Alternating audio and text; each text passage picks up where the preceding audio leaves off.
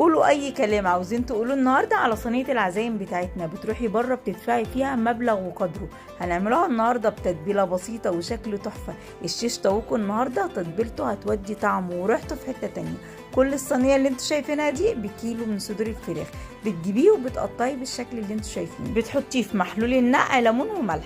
بعد كده التتبيله اللي بتودي طعمها في حته تانية: معلقتين من الخل، معلقتين من الصويا صوص، ملح، فلفل اسمر، كمون، كزبره ناشفه، توم باودر، بصل باودر، بابريكا، كركم، عصير ليمون، ومعلقه من العسل الابيض وزبادي. وتقلبيهم كويس. بتقطعي الخضار وتحطي ملح وفلفل اسمر. بتجيبي السياخ وبتحطي الخضار والفراخ. بتجيبي بعد كده الجريل، بتحطي معلقه زيت. اول ما بياخد صدمه كده الرز ده كان حلو قوي. بتاخدي معلقتين من الصوص اللي احنا كنا متبلين فيه الفراخ اللي فيه الزبادي وبتحطيه اول ما بياخد لون. هو ده السر اللي بيديك اللون والشكل الحلو اللي انت شايفاه. ايه رايك بقى؟ اعمليه في فطار بكره وقولي لي رايك ايه.